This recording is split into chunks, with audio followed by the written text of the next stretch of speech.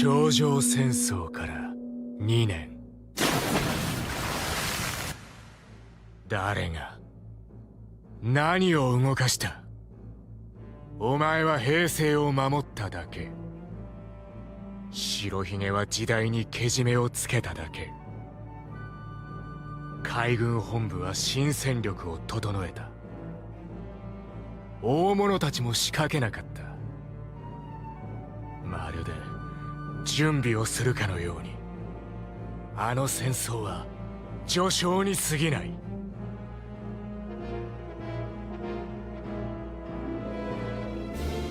お前がいつも言っていたな。手に負えねえうねりとともに豪傑どもの新時代がやってくる。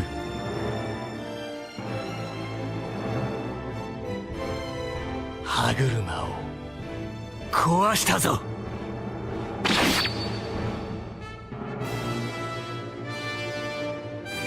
もう誰も引き返せねえ。I realize that the title of this video may come as an eyebrow raiser to most who watch it, but just follow me and I'll perhaps show you a side of One Piece that you've never seen before. So, in the One Piece world, there are many philosophies that each character believes in that govern how they interact with the world. Some characters choose to live freely and do as they like, while others do what they feel is necessary for the greater good. See Garp's video for this by Mr. Morge, right? The point is that Oda is a master at not only showing vast range of different completely unique dispositions, but showing us the events in their lives that shape them to be who they are. And that's even the case for older characters that have been in the story for hundreds of chapters, like Garp, for example, who I just brought up, right? We're just learning Garp's disposition as far as like how he works as a marine only within the last few arcs of the story. So this has unfortunately led to some discourse amongst fans about certain characters such as Mihawk, who is going to be one of the big focal points of this video. But even Mihawk is only a small piece of what's misunderstood about the entire story. So to simply put it, the general audience of readers don't understand what it means to be a dreamer, the will to act on your dreams, and the difference between these two. I feel as though fans have gotten too comfortable with Luffy in the story as the main character and accepted his philosophy, if you can call it a philosophy, because it's Luffy, you know. But even if you want to subvert the word philosophies or for the word lifestyle for certain characters like him or Kid, in the end it means the same thing. The point I'm trying to make here is that even though Luffy's way of thinking is pure, it doesn't mean it's the way everyone should, or rather I should say can live, right? So the greatest absolute strength of One Piece as a story is that Oda as a writer is obviously like great at world building, but it's more so the way he makes the world feel real and actually lived in by people. This means that everyone in the entire story has their own experiences and ways to live that only they would think. And if you look at Luffy's philosophy that everyone should follow that, it wouldn't really make sense. The only thing that should be followed from Luffy's philosophy or lifestyle or whatever you want to call it is the freedom to choose how you want to live, you know. And this little fact isn't too important to the rest of the video, but we know that being free to choose how you want to live is one of the core themes of One Piece, because he makes it a big point over and over again to point out that slavery is bad. Every chance Oda has gotten ever since Celestial Dragons have been introduced, he makes it a big point. Slavery is bad. You cannot take away people's freedoms and how they want to live. But focusing on the main topic, the reason I'm emphasizing different outlooks is because the story itself revolves around pirates in an era that was directly influenced by Goldie Roger, who set every pirate on this path after his death, which is finding the One Piece. So I want to make clear that I'm aware that there were pirates before Roger, and I'm also aware that not every pirate's goal is finding treasure. For example, Whitebeard. I'll talk about him later though, right? So the pirate I do want to focus on right now is Mihawk. So Mihawk is now for some reason seen as cowardly by some fans because he simply put, he stated that being Pirate King is too ambitious of a goal because he'd have to go against all the Yonkos and even the Marines to some degree and like find the One Piece, right? And this is a weird statement by him to some fans because they feel like, well, you're the world's strongest swordsman, how are you backing out of a challenge now, right? But I think we have to ask the question, why is that? What's causing people like him and Crocodile and just about every other pirate out there to abandon their dreams?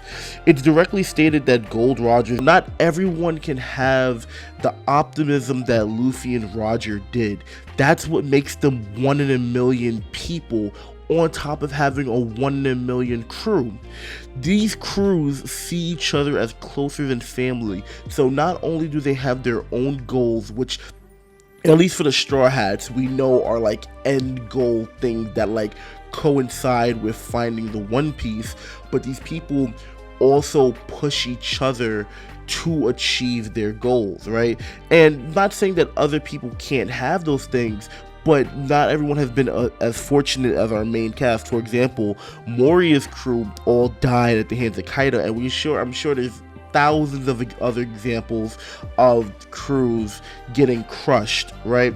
So we know this is something that happens in the story directly because we see that Buggy said it. He says it in the story in chapter 1082 that somewhere along the lines, everyone's crew had this dream of becoming Pirate King, and somewhere along the lines they gave it up, right? And that's what kind of inspired Buggy, because he's like, what are we doing? We have the crew, we have the resources, so what are we just gonna do? We're just gonna amass our forces and do nothing with it, right? And so his words actually lit a flame under everybody because it was sort of inspirational. You wouldn't expect that from Buggy, and it kind of helped me see him in a new light.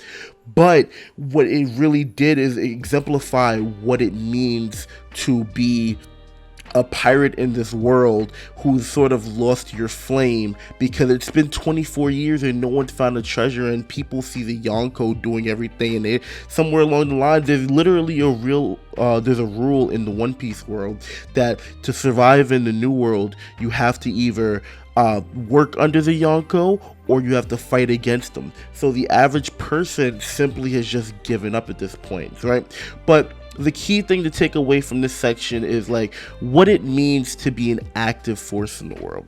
Surprisingly, there are not that many characters in the story that actually drive the plot forward based off of their goals and actions.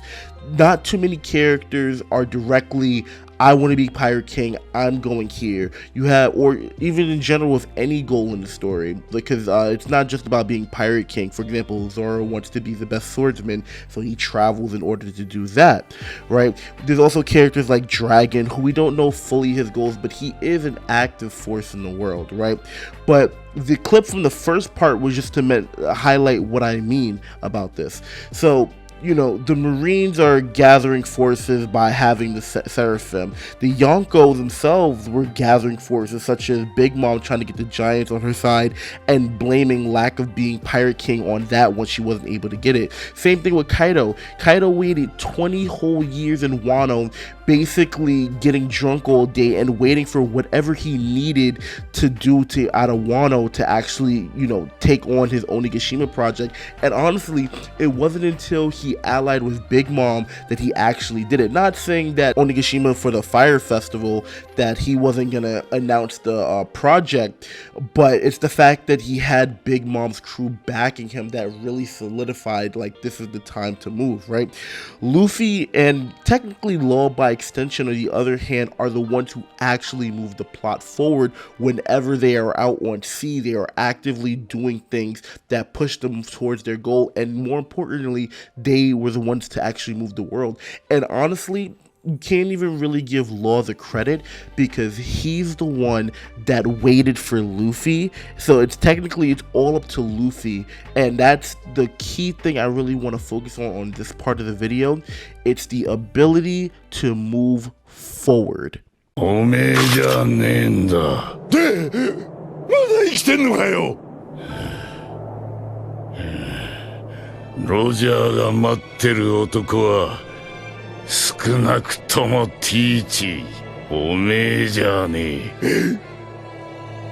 ロジャーの意志を継ぐ者たちがいるように、いずれエースの意志を継ぐ者も現れる。血縁を立てどあいつらの炎が消えることはねえ。そうやって遠い昔から脈々と受け継がれてきた。そして未来、いつの日かその数百年分の歴史を全て背負ってこの世界に戦いを挑む者が現れる。戦国、おめえたち世界政府はいつか来る。その世界中を巻き込むほどの巨大な戦いを恐れている。興味はねえが、あの宝を誰かが見つけた時、世界はひっくり返るのさ。誰かが見つけ出す。その日は必ず来る。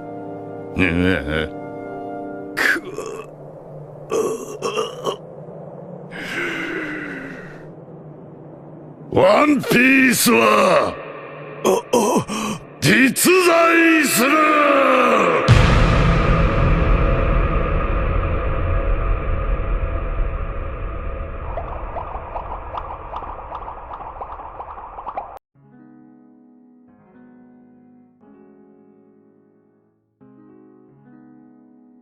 So recently in the One Piece community, there have been some theories that have been rubbing me the wrong way. One in particular is Shanks being theorized to be a villain, and I absolutely just don't like this theory because it just goes to show how black and white some One Piece viewers are looking at the story, when we've seen on multiple accounts that there are no objectively good and bad people in One Piece. The only objective bad in One Piece is taking away other people's freedoms. So when it comes to Shanks and him finally taking action, I feel as though while Oda definitely hasn't fully explained Shanks' character, he's told us more than enough about why Shanks isn't the one that Roger is waiting for and how all of this ties back to dreams. Why do you think now at the end of the story we're just now learning about dreams, or another way to put it is desire and how those desires manifest power? The question Oda is asking us right now is, does inherent desire create evil, and is it the root of evil in the story itself? And while we don't have the definitive answer for that, the thing we do know we could take away from this is that he is saying that desire and willpower are a form of power in itself. So if willpower is able to do all of these things, then why is it that people are questioning someone like Shanks, who has the strongest haki, and saying that he's not able to complete whatever goal he's planning simply because he's waiting for someone else, right? So this has led to people believing that he's using Luffy, and that once he's done with him, he'll take the throne and become Pirate King himself. And this video isn't a theory video as to what Shanks is planning, or honestly, it's not even a speculation video as to like what Roger told him and what he has in store for Luffy and why Shanks is waiting. Instead, I want to say that no matter what it comes to with Shanks, it doesn't matter. It'll maybe give us insight as to who Shanks is as a character, which is great for the story, but one fact remains: Shanks isn't Pirate King. Luffy said this himself to Big Mom, which is why I feel like I needed to make this video in general, because no one's understanding this. But it doesn't matter what Shanks' reasons are for not finding One Piece. He's the one who decided to put those things to the side, and he's the reason why he's not the Pirate King. That's all that matters, right? So after the death of Roger, Shanks decided to put his goal to the side. And sure, I'll admit this. Shanks was 14 at the death of Roger, and Luffy didn't depart to become a pirate until he was 17. And I'll even acknowledge the fact that Luffy took 2 years off from following his goal. I'll admit this is the part of the video where I'll lose most of you, and I understand. It'll be hard to convince you about this, right? But Shanks not chasing his goal is different from Luffy not chasing his goal. I genuinely believe that if Luffy were in Shanks' position, his mindset would be completely different from that of Shanks', right? Shanks, at 14, continued to be a pirate, but he told Buggy that he's not going after the One Piece, right? And everyone would compare this like, oh, then if that's the case, then wouldn't Luffy be the same character as Shanks, because Luffy decided to take 2 years off in the time skip to train up. I understand how these things may seem similar, but they are completely different.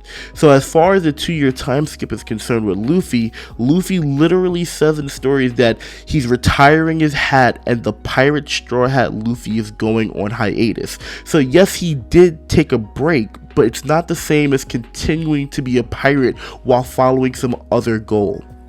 The best way I can honestly explain this is by giving a hypothetical situation, by saying that if on that day when Shanks and Buggy departed, and I feel like if Shanks would have said that to Buggy, Buggy would have followed him, no problem. But remember this, Buggy sailed with Roger too. Sure, he was cowardly, but he had just as much a relationship with the Roger pirates as Shanks did. Buggy knew Roger personally. He saw him in action. So more importantly than anything else, he knew what qualities it took to be Pirate King. So the moment Shanks says something different than what Roger did, he immediately says that he misjudged Shanks. This is why I highlighted that at the end of the day, everyone is different from Luffy and Roger, because we see how Roger was. We see that he was very steadfast. We see how that Luffy is. So any character who isn't willing to put it all on the line and follow their goal is simply not these characters. And lastly, I want to point out that this is not a criticism of Shanks' character. It's okay to have different dreams. It doesn't make you any less special. It doesn't make your hockey some sort of plot hole, because it's not about being Pirate King that makes someone have the strongest hockey, right? The best example of this I can give you is that one of the strongest characters in the entire series was Whitebeard. And his hockey was strong enough to contend with Roger, whether you want to say it was with the Gura fruit that helped him have the power up and stuff like that. We do know that Roger was stronger than Whitebeard, but that's not the point. The point is that you can have just as strong hockey as anyone without having to have like, I want to be the number one person in the entire world. And it's interesting because Whitebeard only wanted a family, and to a point he did have that goal. So it's not the goal that makes you, but it's not the goal that makes you have that strength, basically, but it's the ability to follow your will. That's so important, and that's what Oda is trying to show us with these characters. その場にいる者たちを次々に自分の味方につける。その調子だぶれよ、麦わらボーイ。切り抜けたようじゃな。ルフィ、兄上をお助けするのじゃ。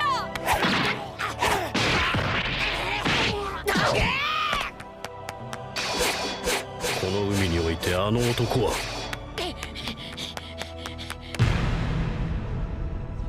最も恐るべき力を持っている。 So for this last chapter, I want to talk about why that power in the story is needed and why Oda is carefully showing us what happens when other characters have dispositions outside of the main character. So it's gonna seem a little bit off topic compared to the other points that I was making, but it all connects in the end, because the main idea of this video is about all the moving forces in the One Piece world outside of Luffy and why he's different from them. That's why it's just Luffy on the thumbnail and no one else. So, as a weekly reader of One Piece, you know, there's always speculation, there's always theories, and there's always analyzation. Shout out to Teching 101. And there was this one particular panel that everyone talked about when it first came out, but it kind of always made me wonder what the Gorosei was talking about and how that can be applied. Specifically, I'm talking about the panel where they first mentioned the Great Cleansing. This entire time I've seen that panel, I've been wondering how could they implement such a thing. And sure, the simple answer is the Pacifista and Seraphim. After all, they're mindless, unfeeling, unthinking machines. But it's not so much the cleansing that I want to focus on, but what it means to have a great cleansing that is worldwide. Remember, the Marines aren't just a mindless force. They have families, they all think for themselves, and they even have their own sense of justice. So it's not the cleansing that I'm trying to look at, but it's the justification behind it. Remember, the world government isn't trying to destroy the world or even subjugate all of humanity to being slaves, at least as far as we know. We do know they see themselves as gods, but we know that people who see themselves as God generally view themselves as higher beings and don't even want to breathe the same air, let alone concern themselves with the daily lives of those they feel are inferior. So the world government still cares about structure, and they plan on having Marines, so their ultimate goal is to reset the status quo by eliminating all who oppose that. In recent years, the One Piece world has gotten very connected through inventions like the sea train, Den Mushies, sea prison boats, and whatever technology like in Vegapunk can think of, basically. And the world government wants to shut all this type of forward thinking down because a connected world would mean less ways to cover up their corruption. This is best seen in Dressrosa when Fujitora managed to spill the information about what happened there to the 3 nearest islands, and Akainu as well as the Gorosei were seriously upset at this and would have rather him come up with a fake story where the Marines take all the credit rather than give it to the pirates. So with all this in mind, how can the government justify its actions in a cleansing and still claim themselves the heroes of it all? All it took was one domino to knock all over all the pieces. The death of Vice Admiral T-Bone is the justification for cleansing, and it's the reason for this cleansing is that we see what a lawless world would look like in the One Piece world. Despite the growth of the Straw Hats and even the efforts of the Revolutionary Army, the One Piece world is getting worse and worse with each day. Larger factions are being formed, islands are getting raided more than ever, and the government is still partaking in that corruption themselves. Sure, the One Piece world was never sunshine and rainbows, but we can see the effects that ever since the Devil Whitebeard, things are getting even more so out of control. And most people would probably be quick to point out that Fishman Island is an example of islands never having peace, but they're more an exception to the rule, if anything, because they aren't even classified as humans up until recently.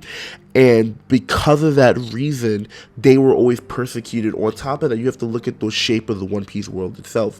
Any pirate trying to get to the New World has to go through Fishman Island, which is forcing a large group of lawbreakers in general to pass through a certain point and interact with the species of fishmen.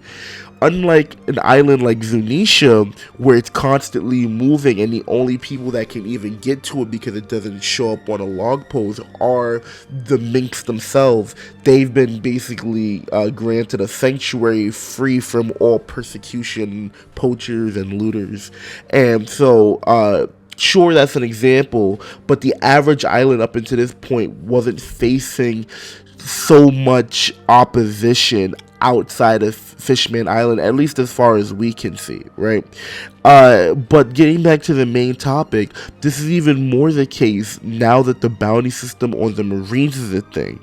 Now, the very people the Marines were protecting are also after them on top of the pirates, and so the Marines and the world government see lawlessness and murder all over the world right now. All because the world government wants to make people pay heavily tribute. Everyone is struggling, and that's forcing them to target Marines. So now the Marines themselves don't know who to trust, and if the world government starts pushing this agenda that because of piracy, because of greed, because of overabundance in technology, we need to kill the wrongdoers, they themselves can twist the narrative and take credit for cleansing and only keeping a short amount of people and telling those people that those are the virtuous people. We see this is possible because the world nobles in places like the Goa Kingdom are perfectly fine with burning trash, as well as the people of their island. Oda's already set this entire thing up. But I digress from that. This is all to say that Luffy is the MC for a reason, and he'll be the one at the end to follow his dreams, and no one's going to be able to stop him from doing those. The only thing we have to take away from Luffy as a character is that it is objectively wrong in the One Piece world to take away anyone's freedoms. It's an obvious point, sure, and I don't think I'm covering some groundbreaking information with that line, but it still seems that everyone forgets that other characters in One Piece don't take this type of action, and instead they wait for all their pieces to fall in line rather than actually push forward their goals no matter what's in front of them. So this is what I feel like everyone is missing in the One Piece world, and this is why I feel like nobody understands One Piece.